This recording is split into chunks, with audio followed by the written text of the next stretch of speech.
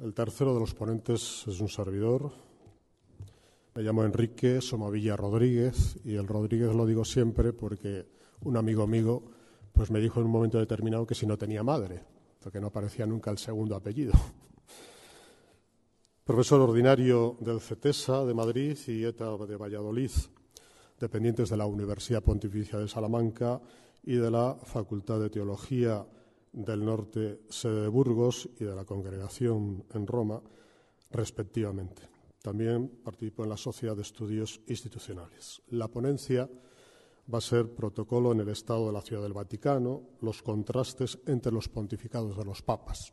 Esto evidentemente es muy amplio y vamos a intentar reducirlo. Y me van a permitir pues, una serie de puntos previos. En primer lugar, quiero dar las gracias a doña María Dolores del Mar Sánchez González por su amable invitación y felicitarla al mismo tiempo por esta pujante iniciativa. En segundo lugar, agradecer a la UNED, a la Sociedad de Estudios Institucionales y al Grupo de Investigación Historia del Pensamiento Político-Jurídico que han hecho viable este proyecto. Y, en tercer lugar, a todos ustedes, congresistas, que con su alta participación y excelente disposición hacen posible que este Congreso Internacional, el protocolo desde el Congreso de Viena hasta la actualidad y a las 8ª jornadas sobre protocolo y diplomacia, sean un éxito rotundo. Y bien, vamos a iniciar, digamos, como tal la ponencia y, como les decía, en los primeros minutos estaré aquí simplemente para darles unos matices, unos apuntes para situarnos en el marco del contexto que vamos a hablar. Y ese contexto son los estados pontificios, que eran básicamente territorios del centro de la península itálica, que fueron un estado independiente aproximadamente entre el año 752 y 1870. Desde el punto de vista del derecho público, los estados pontificios aparecen por primera vez en el siglo VIII, pero sus raíces llegan hasta tiempos más antiguos, incluso podríamos remontarnos a tiempos del emperador Constantino. Pero será el culto a Pedro, que desde el siglo V se desarrolla con más fuerza dentro y fuera de Roma, condujo a ricas donaciones de los emperadores y de la nobleza. Esta extensa posesión territorial de la Iglesia Católica Romana aparece ya desde el siglo VI y se llama Patrimonium Petri. El acta final de 9 de junio de 1815, que clausuraba el Congreso de Viena, entre sus disposiciones principales estaba la siguiente: el Papa Pío VII era reconocido como soberano de los estados pontificios. Más adelante, como sucediera en 1849 y de nuevo con las fuerzas de Napoleón III, fueron las que salvaron al poder temporal del Papa del inminente peligro en que se hallaba abocado. Pese a ello, el 20 de septiembre de 1870, los soldados del general piamontés Cardona entraban en Roma por la famosa Puerta Pía. Caía el telón sobre el milenario poder temporal del pontificado y así aparecían nuevos destinos que se abrían para la Iglesia Católica. A partir de entonces y hasta 1929, la cuestión romana dividiría al mundo católico y de forma particularmente intensa al pueblo italiano. En 1929, Mussolini, en representación del rey Víctor Manuel III, y el cardenal Pietro Gasparri, en representación del Papa Pío XI, firmaron los llamados Pactos Lateranenses el 11 de febrero y se ratificaron el 7 de junio del mismo año de 1929. Con el tratado, el concordato y la convención financiera fueron establecidas las relaciones diplomáticas bilaterales entre Italia y la Santa Sede. Los pactos lateranenses reconocen la independencia y la soberanía de la Santa Sede y constituyen entre ambos lo que se denomina el Estado de la Ciudad del Vaticano. Posteriormente, cuando la unidad de Italia se rompe, particularmente entre septiembre de 1943 y junio de 1944, con la ocupación alemana de Roma, se desvela la importancia de este tratado por la segura existencia del Estado Vaticano, desde el cual la Iglesia pudo y puede desarrollar su papel de reconstructora civil, además de defensora de la dignidad del hombre, rol que hay que preguntarse cómo hubiera sido posible sin los títulos jurídicos y las garantías de estos pactos habían establecido previamente. Esto es, de forma muy resumida, la realidad. Una realidad que, debido fundamentalmente a que el protocolo también es una estrategia en las relaciones internacionales, y para ello, el mejor caso, si queréis o si quieren ustedes, puede ser el Estado de la Ciudad del Vaticano.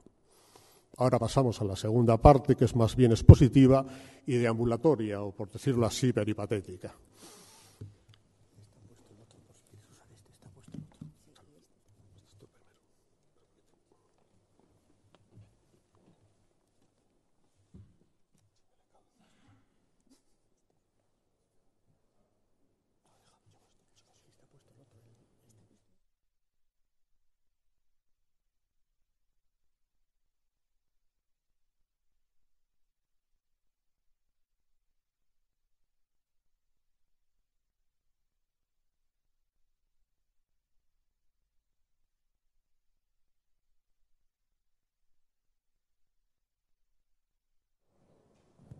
¿Se oye?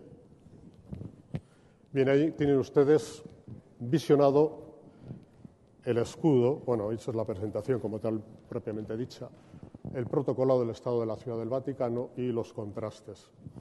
Bien, como era ese, ahí ven perfectamente el escudo. El escudo es el oficial del Estado de la Ciudad del Vaticano. Es sobre fondo rojo y tiene la tiara con las tres coronas y las dos llaves, la llave de plata, que va de la izquierda hacia la derecha, y la de oro, de la derecha a la izquierda. Representan fundamentalmente el poder temporal, la de plata, y el poder espiritual, la de oro. Bien, contrastes entre los pontificados. Ahí tenemos los escudos heráldicos del Papa Benedicto XVI, emérito, vive todavía, y el Papa Francisco. Son los primeros en la historia que suprimen la tiara, que hemos visto esa corona triple, por la mitra. Los dos tienen mitra. Los dos tienen, evidentemente, las características dentro de los blasones y las llaves.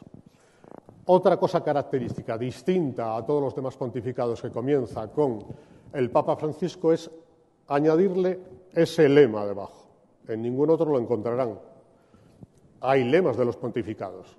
Por ejemplo, si recuerdan, a lo mejor el Papa Juan Pablo II hablaba muchísimo de totus tuus, totus tuus famosos. Bien, pues ahí ven reflejado una diferencia entre ambos. Alguno antes me sacó una fotografía de un coche emblemático. Ahí tienen también a Benedicto XVI saliendo de uno de los coches oficiales. Probablemente sea un Mercedes. Ya saben ustedes que la casa Mercedes pues regala prácticamente todos los años o cada X tiempo un coche al Santo Padre. Y abajo tienen al Papa Francisco con un 4L famoso. Algunos no sé si le recordarán, es un poco ya antiguo. Yo sí me acuerdo de ese coche, igual que el 2 caballos, ¿no? Eran coches emblemáticos de los años 70, por ahí más o menos. Un cura que se había jubilado con 80 y tantos años, bueno, no sé si se habrá jubilado del todo, pues decidió regalarle al Papa Francisco ese automóvil. De alguna manera, todo esto, y lo que vendrá mucho, se ha calificado por muchos como ha llegado la revolución al Vaticano. Ni tanto, ni tan calmo. Más coches. Ahí tienen ustedes pues el mismo coche, oficial también, que se utiliza fundamentalmente para los desplazamientos por la plaza de San Pedro. Ambos salen de pie y salen por, bueno, el caso del Papa Francisco resulta que está ya en la plaza. El caso del Papa Benedicto está saliendo del Arco de las Campanas, que es la puerta oficial de automóviles para la entrada en el Estado de la Ciudad del Vaticano. Una cosa que vamos a ver más adelante, pero también ahí pueden ver una cierta diferencia, es que el Papa Benedicto lleva esa capa roja, va a salir en varias ocasiones, mientras que el Papa Francisco normalmente va de blanco con su sotana blanca y única y exclusivamente, nada más. Pero he querido poner las dos porque hay veces que los contrastes ni son tanto ni son un poco. Otro contraste de pontificados, siguiendo con autos. Pues ahí tenemos un coche, un Mercedes del año 29 o el año 30, no me acuerdo exactamente, que se le da al Papa Pío XI. Y abajo ya no es un Mercedes, es un Passat, me parece, es un Volkswagen, del que tiene ahí el Papa Benedicto en algunos de los recorridos que ha hecho o bien por Roma o bien dentro de la ciudad. Diferencias que también son de tiempo. A todo lo podemos poner, evidentemente, dificultad y miga y contraste, pero vamos, no es necesario llegar a mucho más. Bueno, ahora ya en concreto, ya más específico sobre el Papa. Pues ahí tienen al Santo Padre, bueno, nuestros Santo Padres, el Papa Benedicto Emérito y el Papa Francisco, situados o sentados en dos sillones. El sillón del Papa Benedicto es más trono, es normalmente el que se usaba, lo digo que se usaba porque ya no se usa, en el Salón del Trono famoso o la Sala Clementina, que es donde se hacen las audiencias o las recepciones oficiales a los cardenales, al cuerpo diplomático, etcétera, etcétera. Y de ahí dirige su discurso. Evidentemente tiene muchísima más categoría, entre comillas, esa silla o ese trono, que la silla más modesta, entre comillas, del Papa Francisco, blanca, que le tienen ustedes a su derecha. Está lo mismo dirigiéndose en la recepción a la que corresponda. Diferencias, aparte de la silla, pues lo mismo. El Papa Benedicto va al uso tradicional, con su esclavina roja y con su estola también roja, que son identificativos del poder papal, la jurisdicción, es decir, la identidad de ser Santo Padre y, por tanto, vicario de Cristo y responsable de toda la Iglesia. El Papa Francisco, vuelvo a insistir, desde los primeros momentos, que también saldrá un poquito más adelante, aparece únicamente de blanco y para alguna cosa excepcional sale con la estola cuando es un acto litúrgico puramente o propiamente dicho. Otra característica que ha saltado a los medios de comunicación y a la prensa, los famosos zapatos. Por una parte, los zapatos rojos del Papa Benedicto y los famosos botas o zapatos del Papa Francisco negros. Se dijo incluso que el Papa Benedicto encargaba sus zapatos famosos rojos a Prada. Eso fue desmentido totalmente por la Santa Sede y los hace un zapatero tradicional, me parece que es de Florencia, que lo viene haciendo pues, de hace muchísimo tiempo. Ya Juan Pablo II, que también los llevaba en muchísimas ocasiones, los hacía en el mismo zapatero. La diferencia entre Juan Pablo II y Benedicto es que los de Juan Pablo II eran más burdeos, más oscuros, mientras que el Papa Benedicto los usa más rojos. Otra diferencia que ahí no se aprecia a lo mejor, y salen otras fotos que habrán oído ustedes escuchar, es que el Papa Benedicto iba siempre con pantalones blancos para que no se transparentara la sotana blanca. El Papa Francisco ha decidido pues que no, que lleva sus pantalones de siempre oscuros y entonces hace muchas veces contraste. Hubo sus polémicas, entre comillas, en la prensa italiana a razón de este motivo. Las cruces y la indumentaria. La cruz que lleva en ese momento, que luego lo intercambiaremos, Benedicto XVI es un báculo moderno que se hizo para Pablo VI, mientras que el báculo que lleva, en este caso Papa Francisco, es de Pío IX, es más tradicional, más antiguo. Si lo vemos así parece que está contrarrestado, pero luego veremos otras en las que está al revés. El Papa Benedicto lleva la de Pío IX y el Papa Francisco lleva el de Pablo VI. Cambio de indumentaria. La estola y la mitra. La estola y la mitra, si ven en el caso del Papa Benedicto, es dorada, damascada, digamos que tiene como mayor realce. mientras que la del Papa Francisco expresa fundamentalmente las orientaciones, siendo un poco amplios en la concepción del Concilio Vaticano II, donde se planteó un poco la reforma de la liturgia y que fuese, digamos, más asequible a lo que ve la gente. Los anillos, otro de los temas muy controvertidos. El Papa Benedicto es de oro, es la mano de la derecha, la ven que es un poco como más mayor, con más años, es de oro, tiene los signos del pescador, es decir, es San Pedro con las redes, y la del Papa Francisco es una cruz que, si no mal recuerdo, es la misma que llevaba en Buenos Aires cuando era arzobispo de la diócesis. Más sobre los anillos, pues lo mismo, el de la derecha es el de oro, el otro es plateado, son distintos que algunos papas han utilizado. Quizá el más austero, por decirlo así, fue el que introdujo Pablo VI después del concilio, que se lo regaló a todos los padres conciliares, que era sencillamente de plata y era abierto, era una especie de rosca y no le he podido conseguir la foto para que la vieran. Es, digamos, el más austero, el que más se ha utilizado hasta los últimos tiempos. Ya saben ustedes que antiguamente llevaban piedra preciosa, eso ya pasó a la historia, como muchas cosas más. Otra cosa inédita, ver a dos papas juntos. Esto nunca ha sucedido. ¿Por qué? Porque siempre el papa moría, había que hacer todo el protocolo y todo el ceremonial de los funerales, el comienzo del cónclave, la elección, la entronización, antiguamente llamada coronación, pero esto nunca se había visto. Dos papas que se saludan. Seguramente que ven alguna diferencia ahí. El Papa Benedicto decidió que, como deferencia al nuevo Papa y que él era emérito, y así se dio ese título, pues no llevaría esclavina. Entonces, la esclavina del Papa Benedicto no existe, mientras que la del Papa Francisco sí. No la he traído tampoco aquí la fotografía, pero si recuerdan ustedes, salió cuando estuvo en la Plaza de San Pedro, llega el Papa y el Papa Benedicto se sacó el solideo como signo de respeto a que el auténtico Papa, digamos, era el Papa Francisco, para que no hubiera todas aquellas polémicas que se suscitaron al principio del pontificado, si a ver quién iba a mandar, si mandaban los dos, que si iba a ser una iglesia bicéfala, etcétera, etcétera.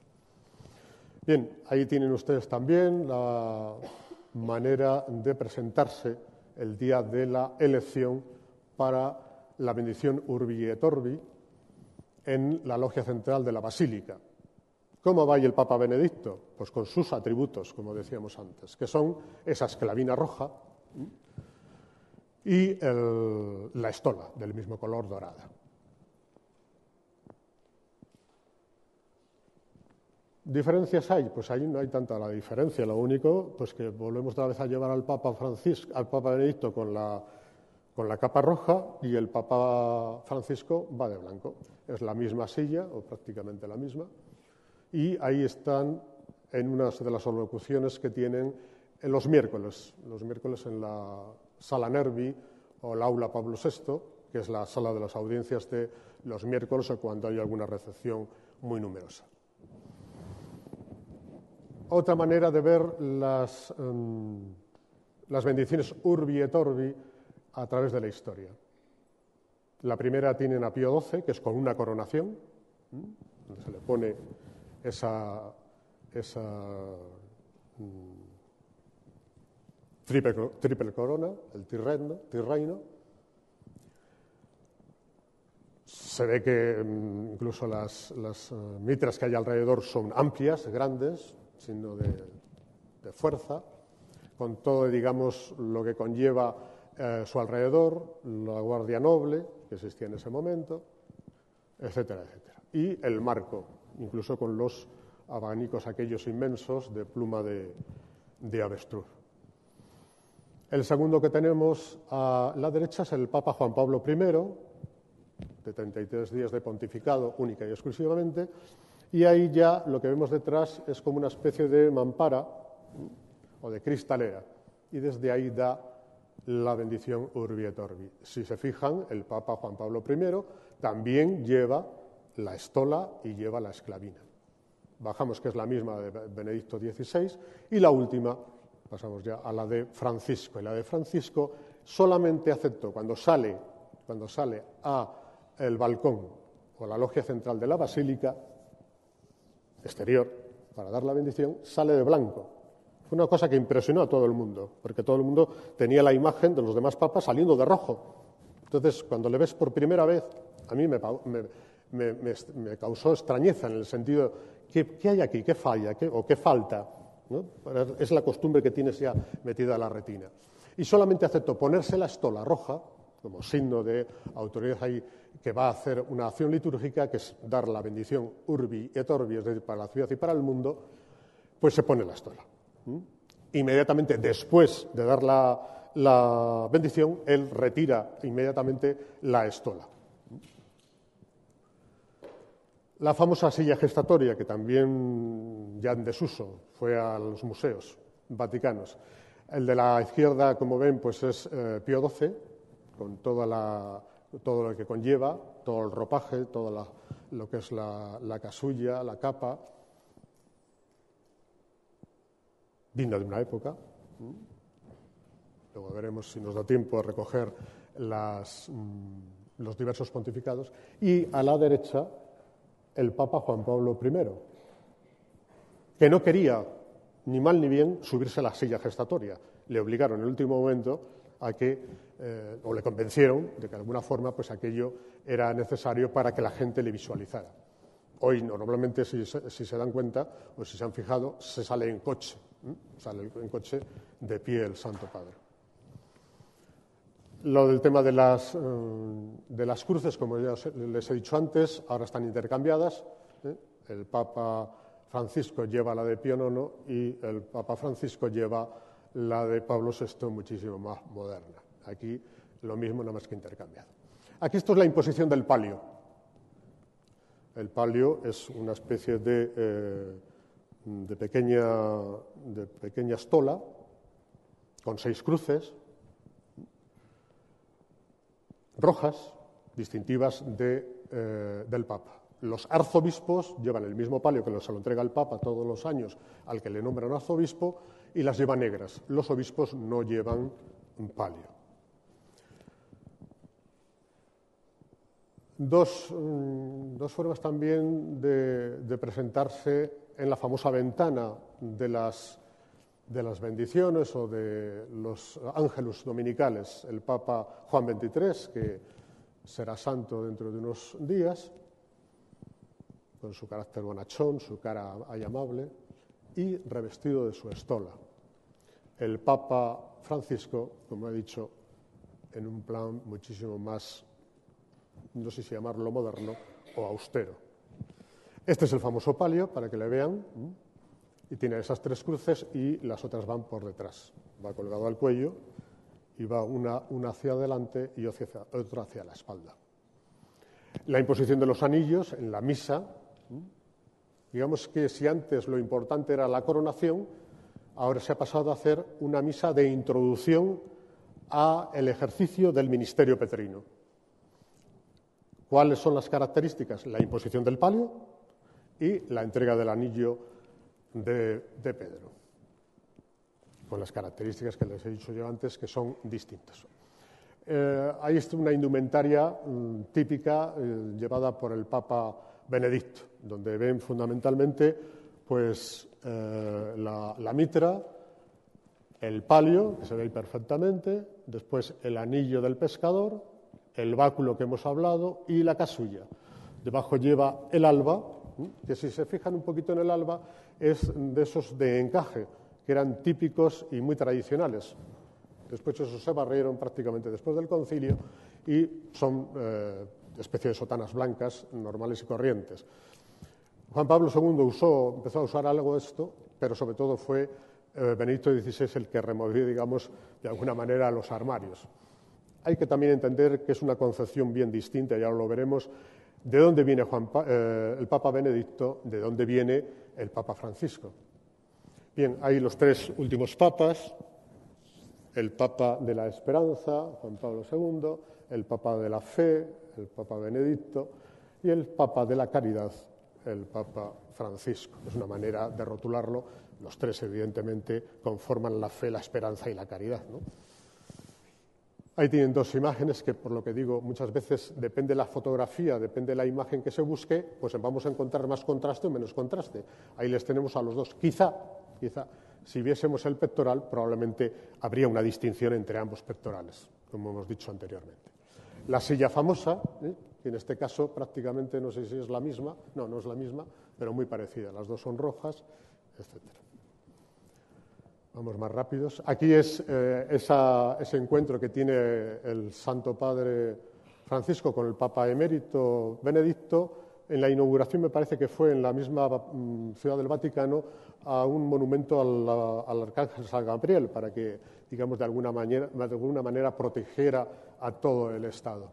Ahí están los dos juntos y se aprecian, pues, la cara del Papa Benedicto está un poco como avejentada, y faltó las alarmas. En ese momento fue cuando dijeron o volvieron a insistir, porque había renunciado, y que entonces que parecía que tuviera una enfermedad como terminal. Se desmintió totalmente. Lo único que tiene es que tendrá momentos mejores o peores, pero es un señor de 86 años, 87, con lo cual ya pues muy trabajado. Aparte que él ya llegó al pontificado bastante enfermo, es decir, ya tenía de base ciertas dolencias.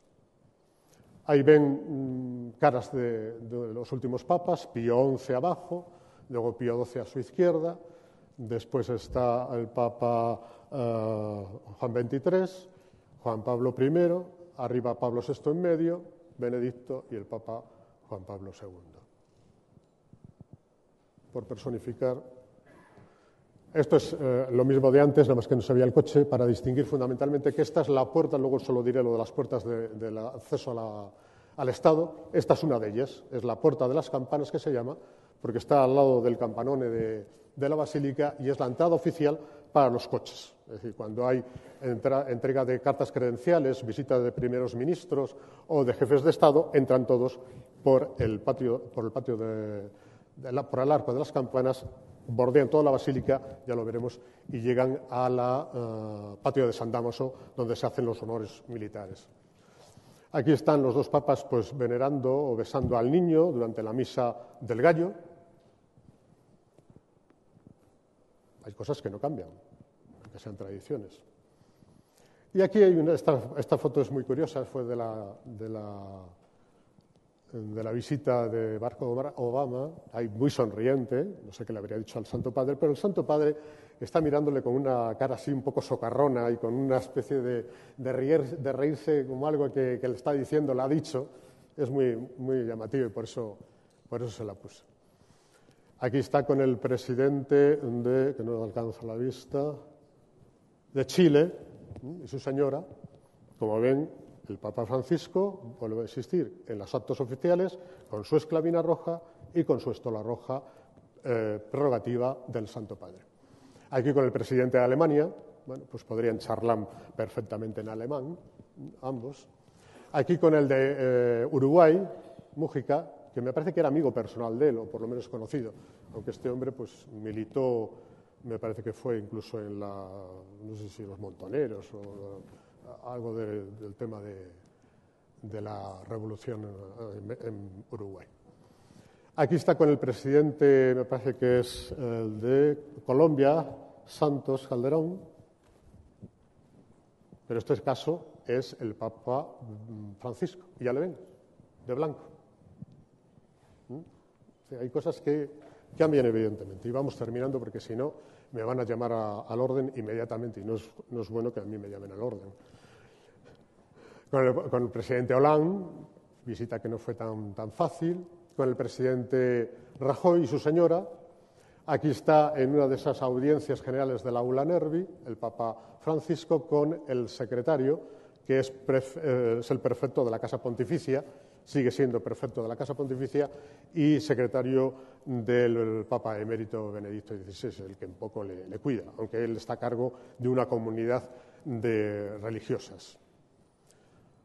Aquí está el Papa Francisco, muchísimo también, muy distendido, el otro saluda amablemente, este está como muchísimo más distendido, parece que está en su salsa, tiene ganas ahí de entrar a hablar y Bien, otra de las cosas características del protocolo vaticano es el privilegio de blanco famoso que tienen las reinas católicas. Solamente pueden ir de blanco a una recepción oficial del Santo Padre las reinas católicas. En este caso son la reina Paola de Bélgica, del reino de los belgas, después está la gran duquesa de Luxemburgo y la reina Sofía de España.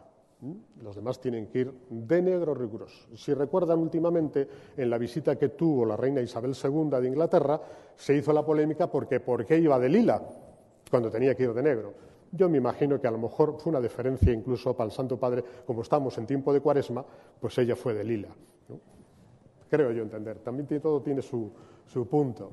Y bien, ahora ya vienen ahí los contrastes de lo que les he hablado, vamos, contrastes, los pontificados concretos de los que les he hablado, desde la pérdida de los estados pontificios, que le toca entregarlos o perderlos a Pío IX, después está León XIII, San Pío X, Benedicto XV, muy controvertido no él, sino porque se le hizo muy poco caso durante todo el tema de la Primera Guerra Mundial. Él intentó parar la guerra, intentó hacer todo lo posible para que la cosa no fuese a más, no se hizo ni puñetero, perdón, ni caso, y entonces pues así sucedió. El Papa Pío XI, que es este va a ser este pontificado es muy importante por el tema, por muchas causas, pero sobre todo por el tema que nos ocupa del establecimiento o la firma del tratado o de los pactos laterales, tratado, concordato y convención financiera con Italia. Pero es que el Papa Pío XI hizo una cosa nada más que salir, esas cosas que se hacen nada más que salir a dar la bendición Urbi et Orbi, y es que por primera vez, desde la pérdida de los estados pontificios, el Papa solía dar la bendición en el patio central, pero el balcón interior, no hacia la plaza de San Pedro, como protesta ante la usurpación de los estados pontificios por parte de Italia. Y el Papa Pío XI salió y por primera vez dio la bendición en la logia central exterior a la basílica. Y eso ya supuso un cambio de ritmo y un querer dar a entender que las cosas estaban cambiando. Cada pontificado tiene sus características y sus contrastes. Eso yo creo que está como muy claro. Pío XII, otro tema muy conflictivo por muchas causas. No se le ha rendido a lo mejor demasiada importancia, pero hizo también todo lo posible por parar la Segunda Guerra Mundial. No se pudo parar y luego pues, se dedicó fundamentalmente pues, a la ayuda a los refugiados, a los prisioneros, a toda la gente desplazada. Fue una labor emblemática. Por eso decía yo, cuando la unidad de Italia se rompe durante la ocupación de Roma, y luego veremos la línea famosa blanca, ahí estuvieron las tropas alemanas custodiando esa frontera y la Guardia Suiza, la Gendarmería y la Guardia Noble, etcétera, etcétera, estuvieron custodiando todo el perímetro de la Ciudad del Vaticano. Es decir, porque por el tratado entre Italia y la Santa Sede, el Vaticano es estrictamente neutral a todos los efectos y para todas las materias. El Papa Juan XXIII, Pablo VI, Juan Pablo I, Juan Pablo II, Benedicto XVI. Todos de la misma manera, si se han fijado, he ido rápido, con su estola roja y su esclavina roja, potestad del Santo Padre. El Papa Francisco no va a ser muy difícil que le encuentren con la esclavina roja. Aquí, con el cuerpo diplomático, lo mismo el caso de Benedicto con el Papa Francisco, la indumentaria cambia, el saludo es prácticamente igual, ahí es la foto de familia, por decirlo de sí. Tienen a un lado el embajador ante Italia, el nuncio, perdón, ante Italia, y el otro es el secretario para los estados, para relación con los estados, lo mismo. Y lo que les iba a decir, y terminamos prácticamente ya, hay que entender cada pontificado también desde las características personales. Las características de Benedicto XVI no son las del Papa Francisco. Benedicto XVI viene de una familia alemana, él estuvo enrolado. Cuando hay un pontificado, cuando comienza, hay que buscar a ver dónde podemos encontrar algo que esté mal, ¿no? Entonces al Papa Benedicto se le sacó que si había sido de joven miembro de las SS, no sé si lo recordarán, nada que ver, sino simplemente estaba enrolado desde los 16 años en los puestos de antiaéreos de defensa de Berlín. Bueno, ahí está su hermano George, que es también sacerdote, su hermana ya fallecida y sus padres igualmente. Esta es la familia de Bergoglio. Sus padres eran emigrantes italianos que marcharon hacia Argentina. Él ya nace en Argentina y ya están sus abuelos, sus padres y sus hermanos. Otra realidad distinta. También se intentó meter al Papa Francisco en algún conflicto, como fue todo el tema de los desaparecidos y el tema de la lucha del proceso de reorganización nacional, el famoso proceso desde 1976 a 1982 en Argentina. Si colaboró, si no colaboró, hasta grandes eminencias han salido en su defensa diciendo que todo lo contrario, ayudó, lo único que no se hizo de manera pública. Las sillas, que ya lo hemos visto, con lo cual nada. Estos son los perímetros del Estado Pontificio. Ese muro, digamos, es el que conecta con el Castillo de Sant'Angelo. El otro son los muros externos de una de las partes de la ciudad, que me parece que es la opuesta a la entrada a los museos vaticanos. Termino. Ya sé que están muy cansados de mi rollo. Ahí os he puesto un mapa para ver lo que es el Estado Vaticano, que se puede meter en el Parque del Retiro, simplemente con un trocito que salga hacia la mano izquierda, que es donde está el helipuerto, y prácticamente eso sería para darnos la composición del lugar del Estado. Y esta es la final, donde ahí se encuentra pues todo, la Plaza de San Pedro con la columnata de Bernini.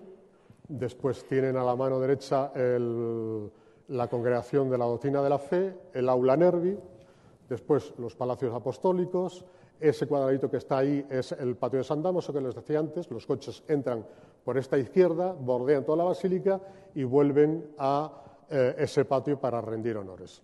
Y los rectángulos largos que tienen allí hacia la derecha son todos los museos vaticanos. De esta simplemente decirles, la frontera oficial es esa línea blanca externa de la columnata de Bernini. Ese es el punto divisorio entre la Ciudad del Vaticano y Italia, aunque Italia, digamos, tiene la seguridad comprometida con el tema de la Plaza de San Pedro. La puerta oficial para entrar andando es a la parte izquierda de la basílica, a la parte derecha de la basílica, al lado de la columnata, el portón de bronce. Ahí es la puerta. Y después hay otra puerta, que es la que está a la mano derecha, que es la puerta de Sant'Anna, que es donde está la parroquia. El Papa Francisco bajó al domingo siguiente de la elección a celebrar Papa en la parroquia, el pastoral, en la parroquia del Vaticano. Y creo que con esto pues hemos acabado y así pues nos vamos. Gracias.